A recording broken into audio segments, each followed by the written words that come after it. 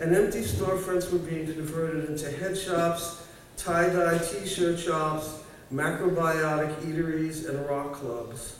A new kind of music, spearheaded by bands from the West Coast, was moving folk rock into what eventually came to be called psychedelic rock.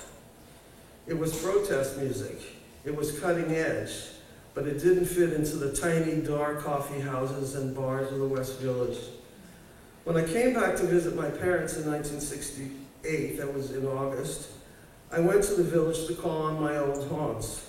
The West Village looked like it had been evacuated. Washington Square on Sunday afternoon consisted of a handful of single buskers, guitar cases gaping in hopeful expectation of a few spare coins from the odd, curious tourists strolling through the park. Bleecker and McDougal streets looked like a washed-out black and white photograph from another era. Empty storefronts, graffiti on the walls, litter blowing down the sidewalks, winos slumped against abandoned buildings. West Village landmarks like the Gaslight, Figaro, the Folklore Center were half empty and contained nothing but strangers. When I reached Astor Street subway stop, I decided to keep walking east to check out the rumors about the new thriving neighborhood around St. Mark's Place. As I strolled down Lafayette Street and cut through Astor Place to 8th Street, the black and white photo gradually became more and more saturated with color. The empty warehouse district, this was a Sunday, gave way to smaller storefronts and dilapidated tenements. Telephone poles and empty shop walls began to blossom with an array of kaleidoscopic colored posters, peace signs, and revolutionized images of Uncle Sam Wants You. They usually had mustaches or whatever. At the junction of St. Mark's and 3rd Avenue, the street suddenly came alive. Clothes shops spilled the contents of their rainbow-hued tie-dye shirts, scarves, headbands, and harem pants onto the uneven cement sidewalks. Palm readers, hawkers of crystal, dope peddlers beckoned me. The street was crammed with long-haired hippies who reeked of incense, patchouli oil, and marijuana. Many of them were walking east on St. Mark's, and since I could hear music coming from that direction, I followed the crowds. Where St. Mark ended, a huge park stretched in both directions, surrounded by a 4-foot-high wrought iron fence. A number of city policemen in their dark blue uniforms stood guard along the park's perimeter. I followed the cobblestone pathway that led to a central area the size of a football field. Undecipherable electronic music blasted from a band shell at the far end. The air was choked with tobacco and cannabis smoke, and at least 1,000 colorfully clad bodies lounged all over the grass. In my tape jeans and black t-shirt, I felt invisible, yet totally conspicuous. But I was curious, so I sat down on the grassy banks overlooking the field with my back against the cement washrooms and inside of the nearest exit. The band finished its set, and the techies were setting up for the next group. I was just about to leave when I heard the very distinct sound of Country Joe and the Fish. Excuse me. The San Francisco folk rock band, whose just released album graced several off-campus parties. I sat back down. There was a definite mood change in the audience, as if they were finally able to gear up to their expectations.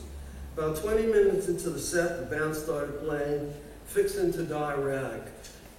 I'm sure I gotta sing and I'm coughing here. When they reached the chorus, the audience went wild.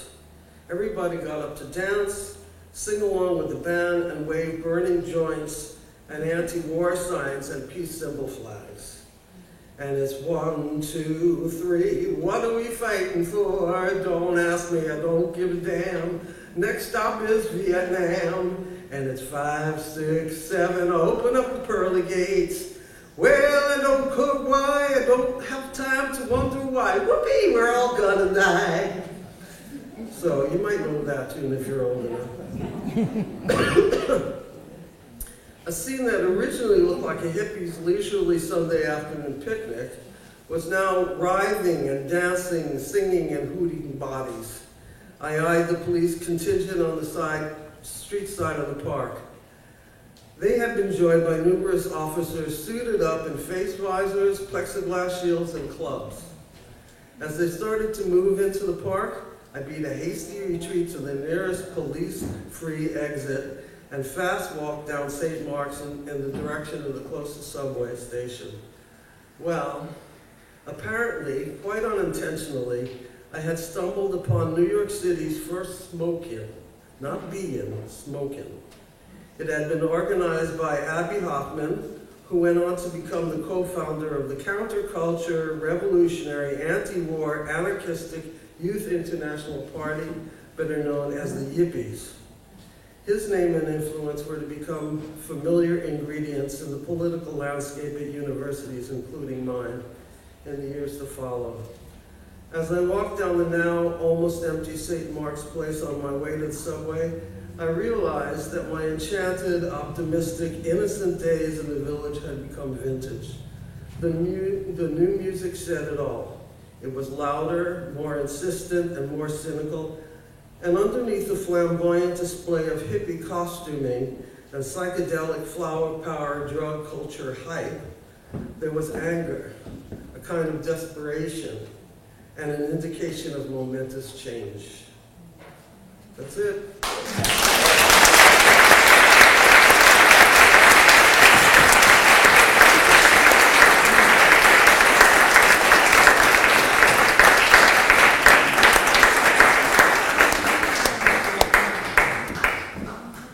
I was looking for you. All right. Thank you, Andy. That was wonderful. My psychedelic fix for the day. Thomas Provençal is our next writer. He is a poet. Tom became a permanent resident on Denman in 2015. Casting about for a creative outlet, he challenged himself to send a poem every week for a year to the Grapevine, our local paper. He's now into his 5th year. His poetry explores what it is to be human, writing rhyme from what he likes and what he doesn't. Today he'll be reading 3 poems, Duo, Canadian Roots, and Raindrop. Please welcome Tom.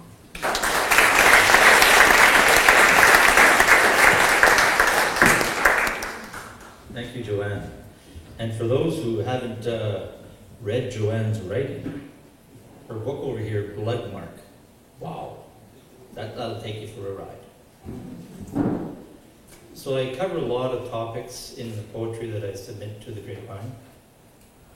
And I thought I would just bring a selection of different themes. First one is duo.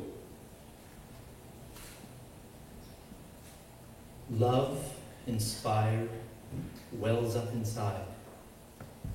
Eyes surprised, and tears collide.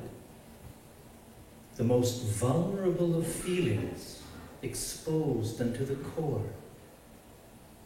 Most intimate of peelings, seen, yet to explore. When one other human being supersedes your need for more. A sister soul with whom you may confide.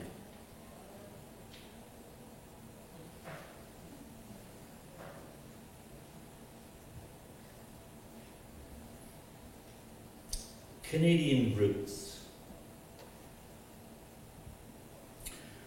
Once upon a Canada was truly strong and free. Then along came colonists to plant their family tree. Malady and sickness spread across the lands. Smallpox, measles, cholera infected native bands.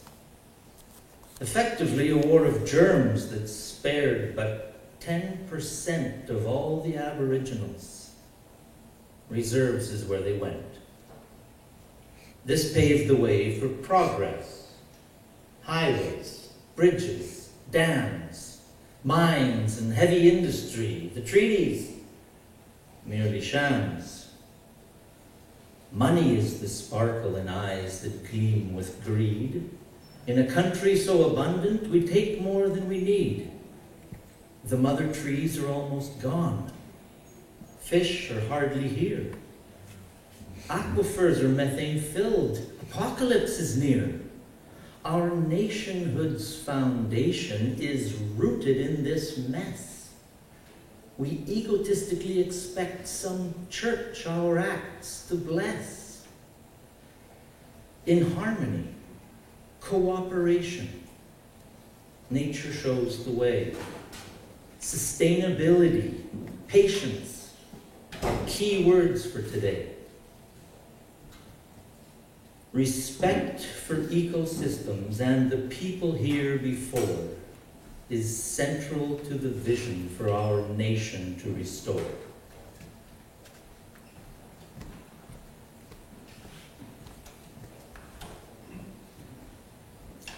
Raindrop. I just felt one up there. Collecting all its molecules, increasing length and girth, expanding to a macroscopic version of its worth, until its very weightiness cajoles it to the earth. It slithers through the atmosphere, collecting on the way some pollens and particulates, all floating in the fray. Then just when all the free fall can hardly be contained, it splatters on a farmer's field who smiles because it rains.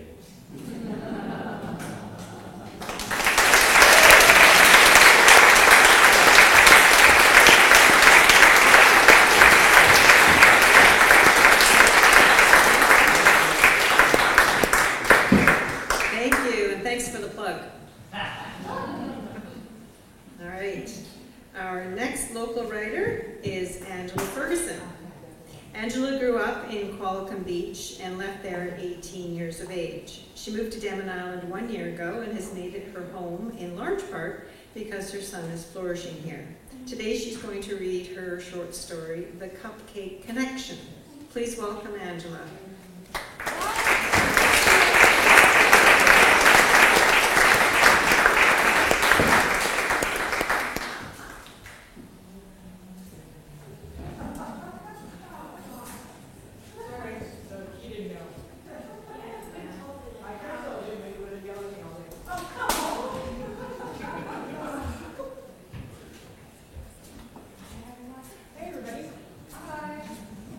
My name is Angela. This is my son, Carter. Hello. Hi, Carter. So Carter and I actually wrote this story together. I have about 15 more children's books that are in the works, but this is number one. I originally had asked someone else to read it because when I was going through high school, I had some trauma with bullying, and this story pushes that button. But I have my beautiful son here with me. And if he feels me starting to choke up a little bit, because it is about children, and that subject always gets us. So here we go. The Cupcake Connection by Angela Ferguson and Carter Olson. Okay, kids, it's time to get ready for PE class, said Mr. Thompson. Everyone jumped up, headed to the locker rooms. Well, almost everyone. Carter always hung back, taking his time. You see, Carter loved PE, even if he was the smallest boy in the class. Yeah. But the part he didn't like was changing in front of the other boys in the locker room. It was the worst. The boys always stared and made jokes, and Carter knew why. You see, Carter wasn't just short, or just small, or just slower than the other boys. Oh yes, he was the smallest, slowest, and shortest boy by far. Obviously, the next one will be about the real Carter. Not because he didn't eat. Carter could eat anyone. He just wasn't growing yet. His mom talked about puberty like it was some magical thing, but so far it hadn't hit him yet. The other boys were growing and getting bigger, but he wasn't. It was like he had the metabolism of a hummingbird. Carter made his way to the locker room, and as usual, The boys didn't miss a chance to make fun of him. Tiny Carter, it's Tiny Carter, was their favorite joke. He hated it. But it always got laughs, and so he just got dressed and made it through PE another day. Even on the bus ride home, they wouldn't let up. Tiny Carter, what are you gonna do today? He just wished the bus would finally reach his bus stop and he could hide in his room again.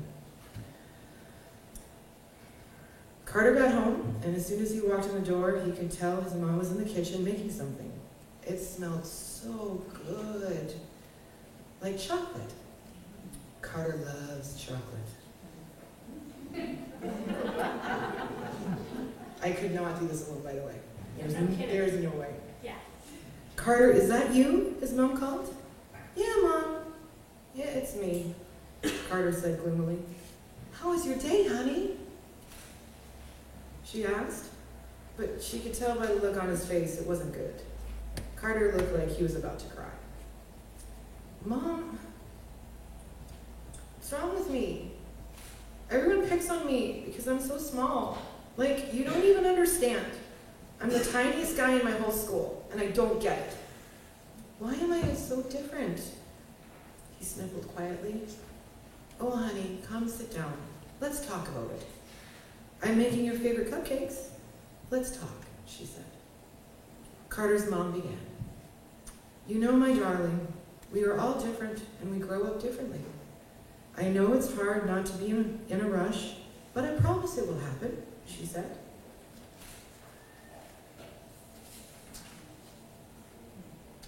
I know, Mom, but when? She thought. How do I explain this? She looked down at the bowl of chocolate cupcake batter. Darling, do you see this cupcake mix? Yes, of course, Mom, Carter said. Well, are they good or bad cupcakes? She asked. Carter thought for a moment. Mom, that's just batter. How can I know if they're good or not until they're done? Exactly, his mom continued. You see, my love, cupcakes aren't done until you mix the batter, bake them, let them cool, and decorate them. Obviously, Mom, it's not like I can eat batter and I wouldn't want to anyway, Carter sighed. Ah, she said. If we are willing to be patient and wait for cupcakes to be ready, aren't you worth so much more than a cupcake? The bottom line is, my love, you just aren't done cooking yet. Every time you look in the mirror or some boy cracks a joke about your size, just remember, I'm not done cooking yet. If we can wait for a cupcake, surely we can wait for you. Huh, Carter said. That makes a lot of sense. I'm just not done cooking yet. I like that. Thanks, Mom. He grabbed his backpack and ran upstairs, stopping at the mirror in the hallway. He looked at himself and said softly, I'm just not done cooking yet. And then he smiled. Carter's mom smiled too at this perfect cupcake connection. Every child is worth the wait. Be patient with yourselves, my loves. You are worth so much more than you know.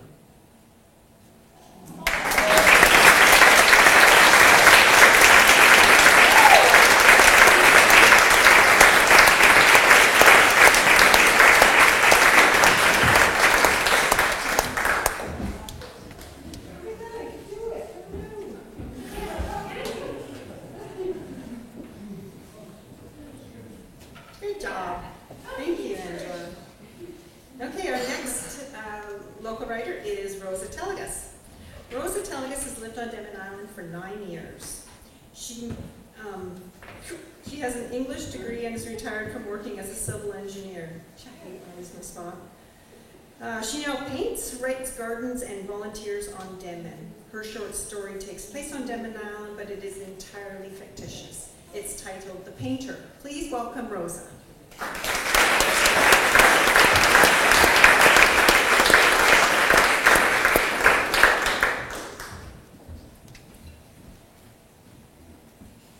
I've got 3 characters in this story, and only one is named. I just clued into that, and the one person that has a name is the minor character in the story. But it all revolves around her.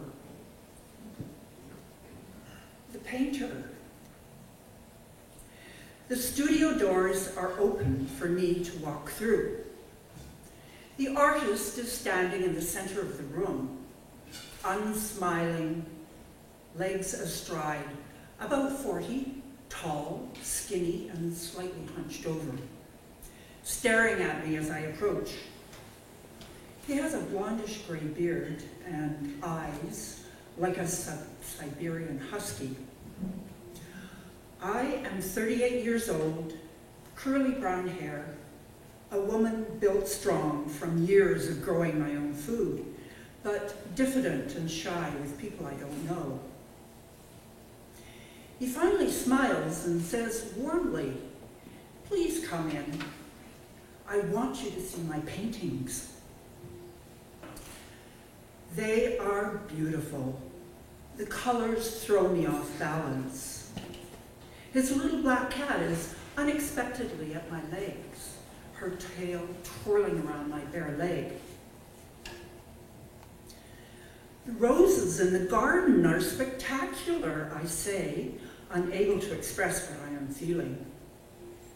"Is that what you've come for?" he smirks. "The roses? You know this is the artist's tour and not the home and garden tour." "Have you painted the roses?" "I may have. Would you buy it if I had?" he asks. "I am as poor as you," I blurt out. He wants me to look at his paintings. Choose one and buy it, then go home and out of his life. Leave him so that his inspiration can seep in late at night with his little cat creeping behind the stacks of paintings looking for mice. The roses losing their petals and turning brown in the heat of the summer. He says, "What makes you think I am poor?" His voice loud now. I could tell him I noticed what he drives, the state of the roof on the studio, his clothes and his teeth. But I let his question go unanswered. No wonder he can never sell anything, flits across my brain. "Sit here in the wicker chair. You can view the painting on my easel," he says, and with that he is gone to get me a glass of icy cold pink wine, to match the roses, I think. Likely not intentional coming from him, although I could see myself setting the stage in this manner for buyers. Perhaps covering a bright pink plate with freshly cut figs to mimic the pinks and greens of the paint. The painting is of figures in a dance like Matisse, but it is a Ukrainian folk dance. The wheat has been harvested. The dancers are holding hands. Their costumes are wild and twirling to the music running through their feet. "Is it you, that person there?" I ask. "Yes, and my wife beside me. You see the blonde hair that I loved so much. Now I can only paint her. But I remember her face. I don't need to use photographs." "Where is she now?" "That was a long time ago, in another country. I wish to talk about my other paintings now," he says, standing abruptly and taking painting after painting away from the walls. But we are not left alone for long.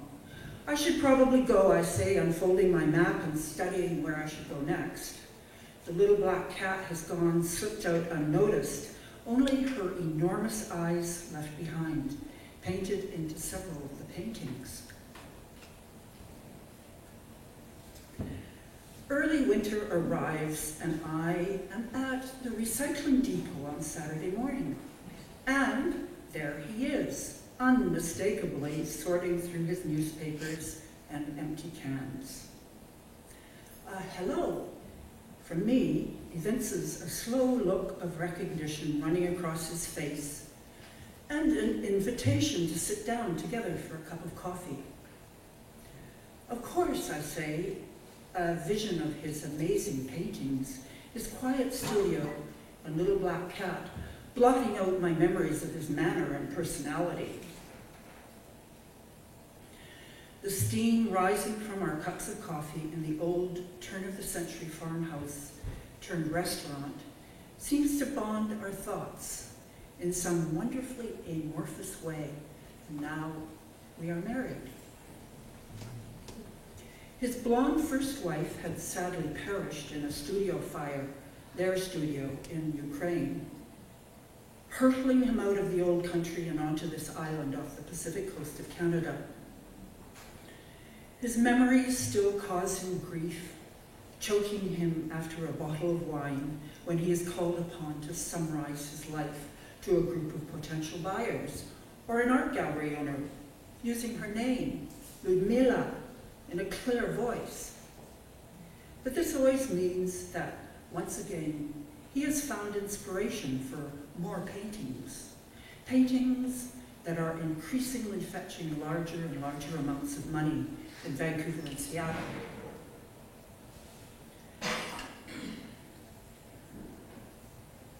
During this stage in our lives, he continues to paint Ludmila, not always necessarily as the focus of the painting, but if I look closely, I can always find her in the background, perhaps, looking askance at me with the bold stare that matches his.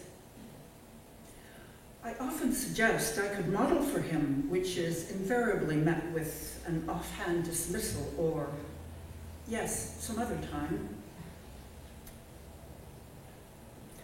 He does, however, appreciate my staging and marketing of his work. I have used that trick of the plate of fresh figs off our trees as an enticement to dealers. My quiet presence and diffidence, a relief to the not always aggressive art buyer. We are growing old and fat and rich, until finally, with a heart attack, he is gone. I am left alone with 100 Ludmilas, paintbrushes, paint, and a quiet studio. I imagine my brown hair and solemn eyes supplanting Ludmila's blonde hair and fiery eyes, painting out the skinny limbs and replacing them with my sturdy ones. My paintbrush sure and calm, my brushstrokes bold and victorious, until finally I am brave enough to wield his paintbrushes in the light of the morning. Yes, painting over Ludmila again and again. Let's say I was adjusting her look to match mine, so the critics will believe he finally learned to love me. And that they do. My stories and tales, told in weepy tones to biographers and critics, corroborate the subject matter of his paintings, documenting how slowly he was able to overcome the tragic fire in Ukraine through the wonderful healing of our marriage. The storyline, like the sweet, sticky taste of an overripe fig, ensures a constant flow of cash for me until I am too old for any of this to matter. I now paint huge murals of gaudy pink roses and little wide-eyed cats in the arms of enormous big-boned women over the walls of my house and studio. Women and cat eyes guarding my house and inspiring me in the kitchen. I advertise in the grapevine as mural painter, but have had no customers yet bold enough to hire me. However, I am anticipating a show with one of my husband's former galleries in Seattle, who have agreed that I can paint their walls for the show if I paint my husband's face into one of the murals, which sadly I am now unable to do from memory. I will likely find a photograph so he will appear in one place, perhaps his stare softened, gazing at his little black cat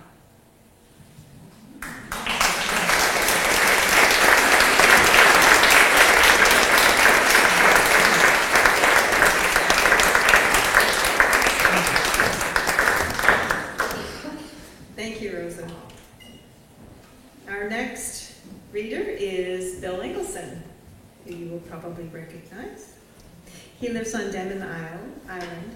He is a retired child welfare social worker. He writes short stories, flash fiction, poetry, novels, and creative nonfiction.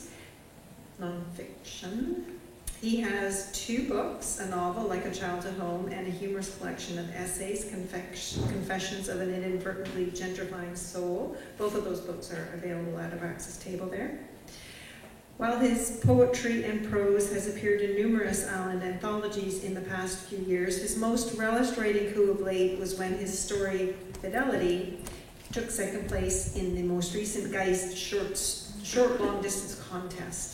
His website is www.eggleston.ca. Today he'll be reading a short story, Leonie Who Once Was. Welcome. Thanks.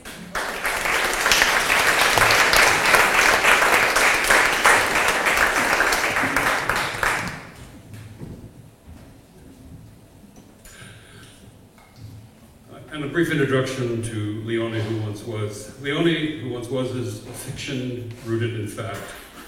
There are 3 voices: the writer, narrator, Leonie is a deceased young Indigenous woman, and a very old ex-social worker, not me.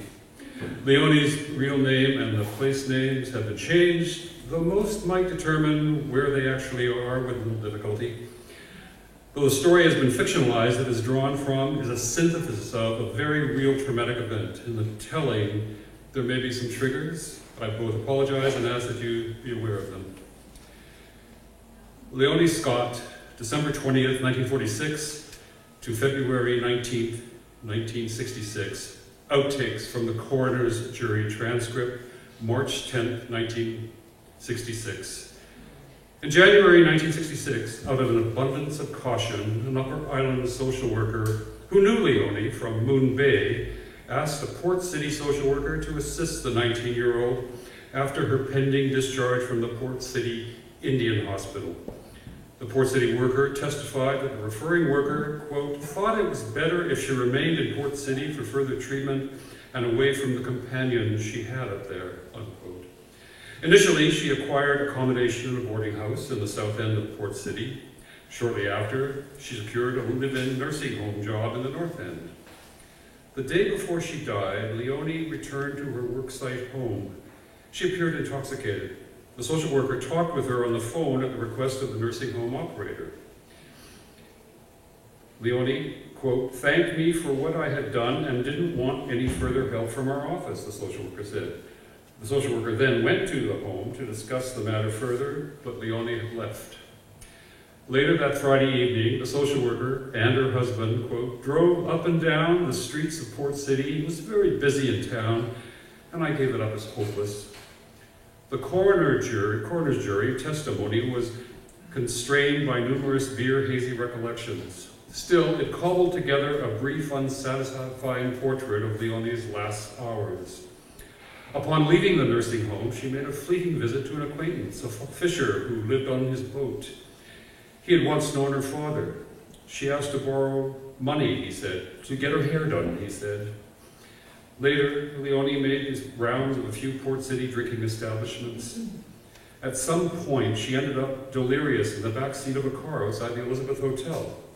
Subsequently, she was driven to a house party on the reserve, where she was raped repeatedly.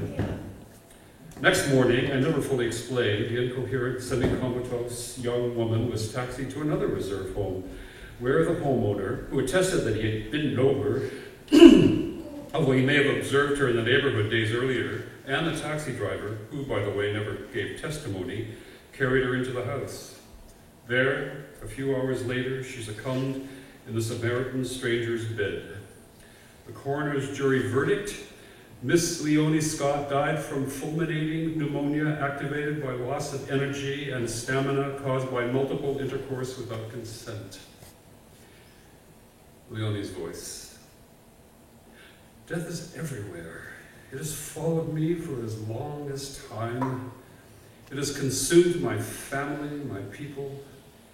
Death offers no surprises. Death is a gang of young boys, 3 young boys, and a 4th who is older. He should know better. They all should know better. They enter me, one after the other. I am a receptacle to them. My skin is warm, so very, very warm. It is still winter. I should be cold. One climbs upon me, spills a splash of beer on my breast. His hand writes the bottle. His other hand touches me. A finger draws down the soft wetness of my warm skin. I see his devil's grin. He is the smallest. He should not be here. I should not be here. The warm stream of beer rolls down my breast, dampens my belly, puddles in the button. A radio is on somewhere in the house, a new song. My love is warmer than the warmest sunshine.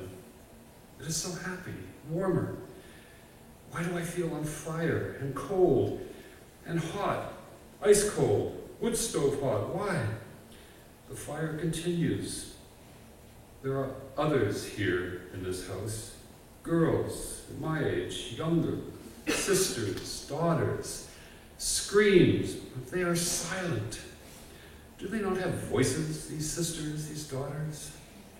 The fever, is it a fever? It burns my eyes. The shivers, cold, clammy skin, hot skin, fever.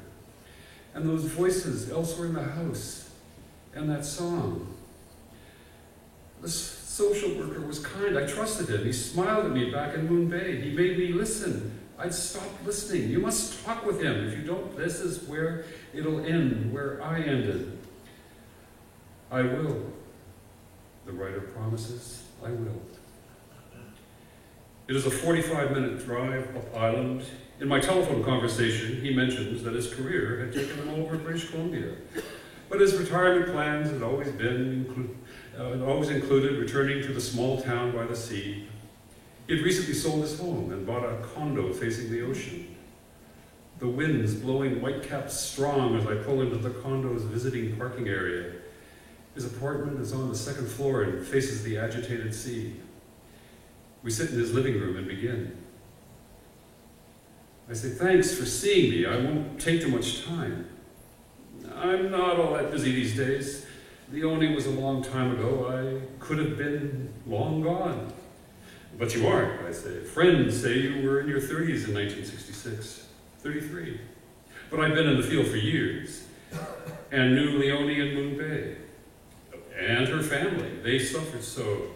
The father's drowning death sent them spiraling. Before then, it was idyllic. That's how they remember that time, idyllic. That's what drew my attention to the family, the serenity of their lives. Then the accrual of tragedies, and especially Leonie. She was so frail when I last saw her. Here? Yes. I'd relocated earlier. A career is a career, needs nurturing.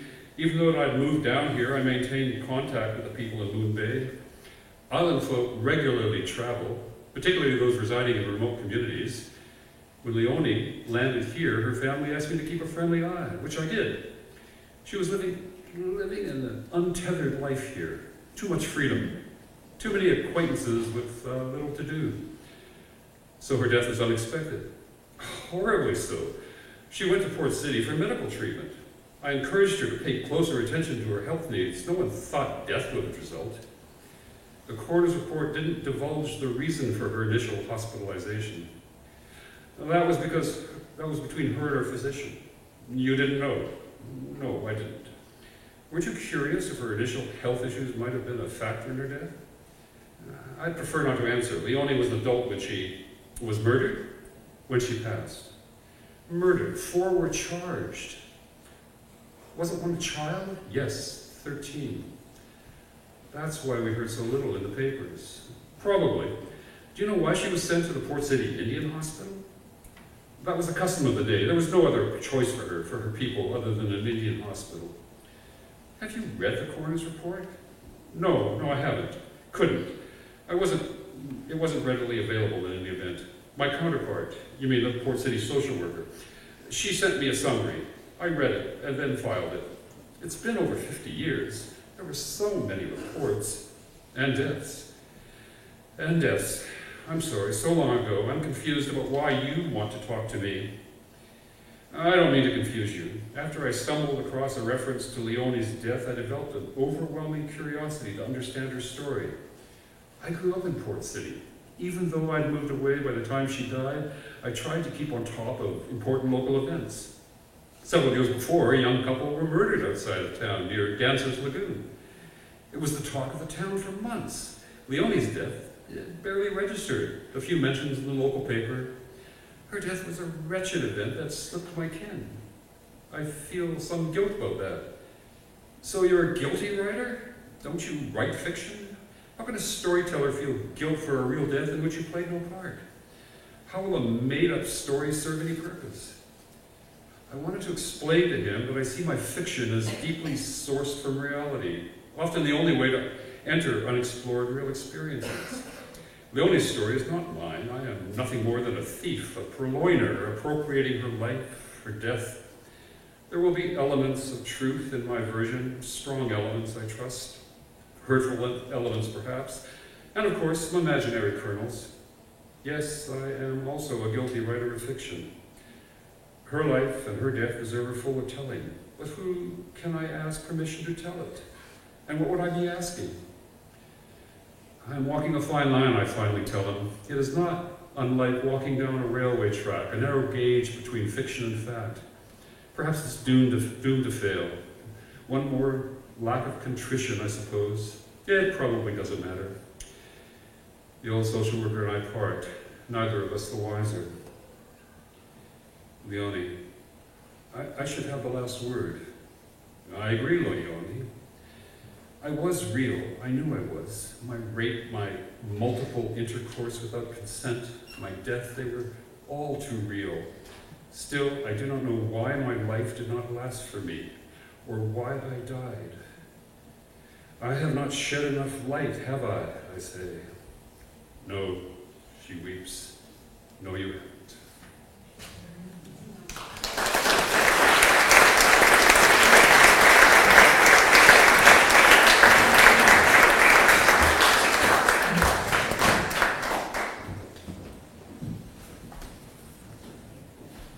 Thank you.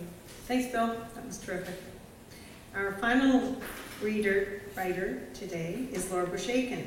Laura Bershaken actually was one of 3 winners of the Writer on the Rock contest this year, and she couldn't make her scheduled reading on Friday, so she's going to bless us with it today. But let me just give you a little bit of information about Laura, although we all know who she is. She's lived on Denman Island for 24 years, over 10 of those at the Coho Landing Land Cooperative.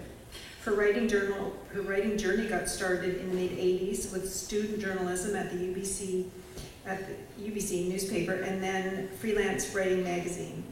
These days she's exploring creative nonfiction, such as the memoir she'll read today. Laura believes that stories have magical powers. They can heal, entertain, connect, motivate, move, and change us, and even change our world. She can check out her blog at Life on a Land Cooperative. Please welcome Laura.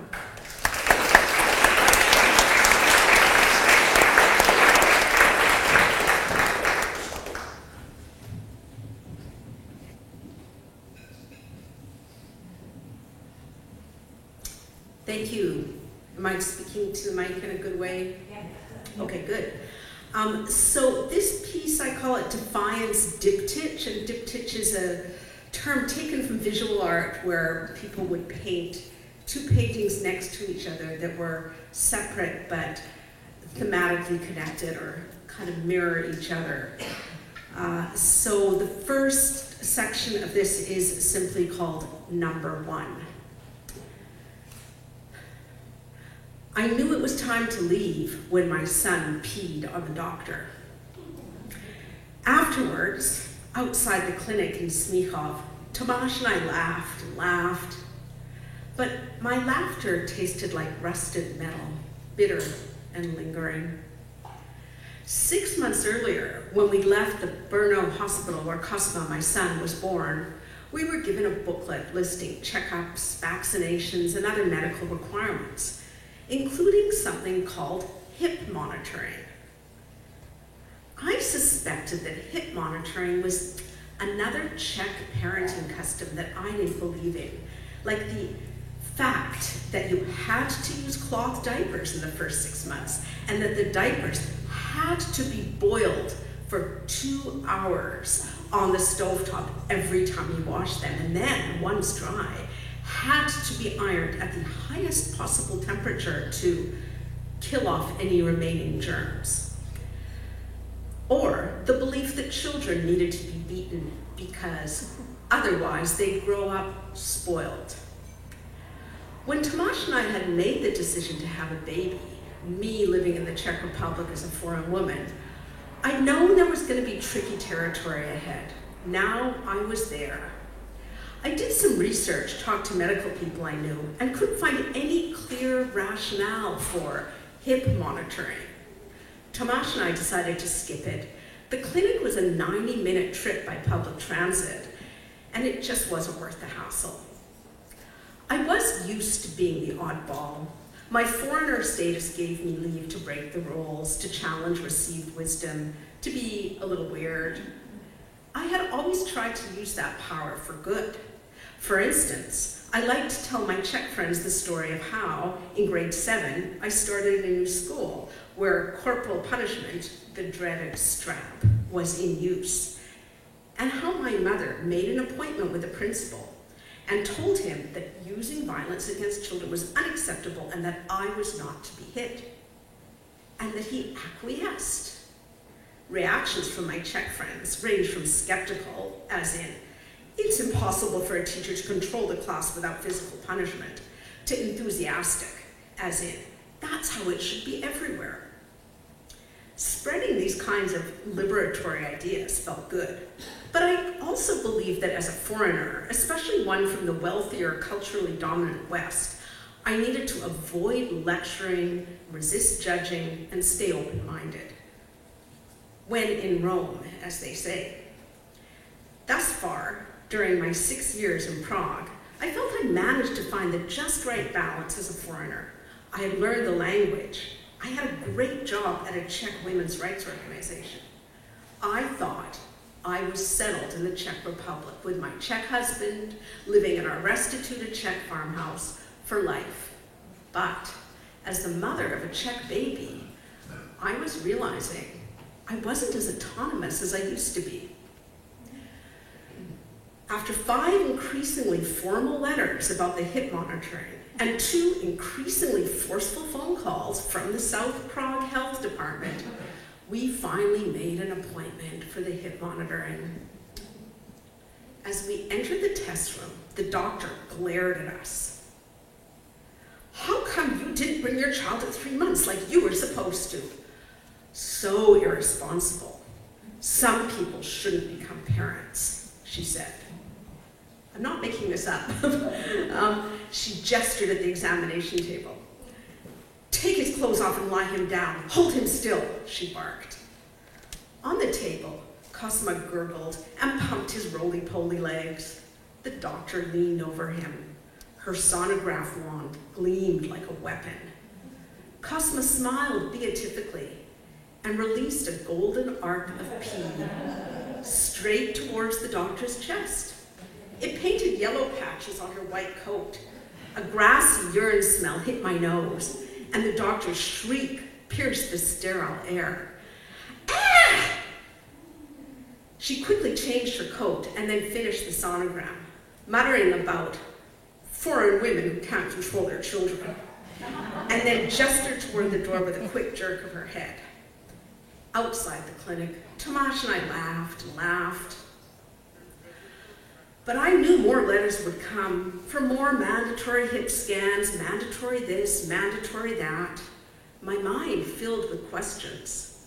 Was I being forced into a box labeled good mother?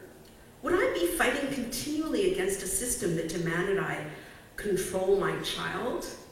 And as a foreigner, would I end up becoming a chronic complainer, always at odds with my adoptive home?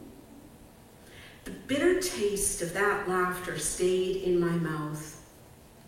I waited, hoping it would go away. but eventually I recognized that I could only get rid of it by speaking the words that were in my heart, words that scared me. I want to move back to Canada, to BC, to one of the islands, I said to Tomasz 3 months after the hip monitoring.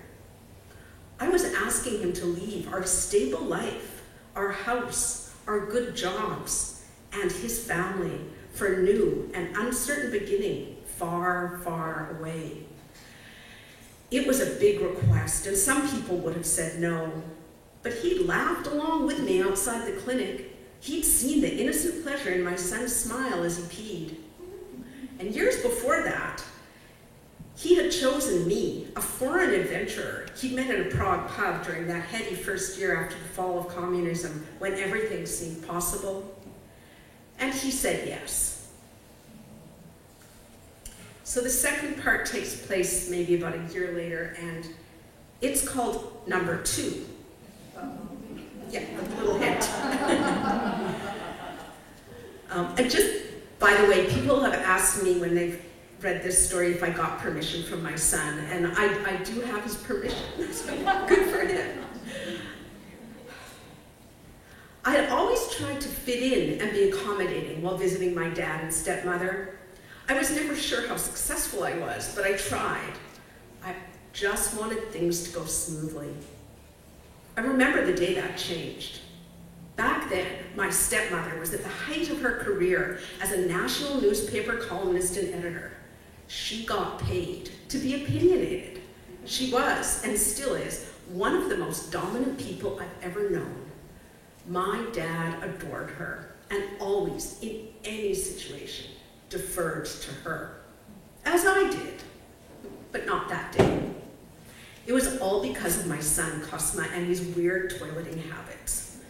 When he was a toddler, he would only poop naked, outside, leaning against his favorite rock. We had a plastic potty for him, and he'd sit on it, but never leave anything behind. He wouldn't use the outhouse, which is where the adults went. It had to happen outside, naked, or not at all. If he couldn't do this, he'd hold it in for days and days till his belly bulged and he whimpered when touched. This was no problem at home. We lived in the forest in the middle of a small island, and the neighbors were out of sight.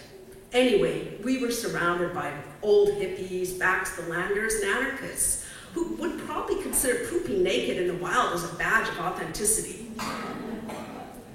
But things were different in Mount Royal, the fancy residential neighborhood in Calgary where my dad and my stepmom lived. There were big, stately homes, perfectly landscaped yards, gleaming cars, and no hippies in sight. What to do? I knew from experience that Cosmo would not go, and not go, and not go, and that would make him horrendously uncomfortable and hard to deal with. Not what we needed on a family trip. I decided to let him do his business on the pristine lawn, partly hidden by a hedge. The first time this happened, my stepmother came outside to get the newspaper while Cosmo was stripping off his clothes. "What's he doing?" she asked, penciled eyebrows lifted. He needs to poop, and to do that, he needs to be naked and outside," I said, keeping my voice light and neutral as if this was the most regular thing in the world.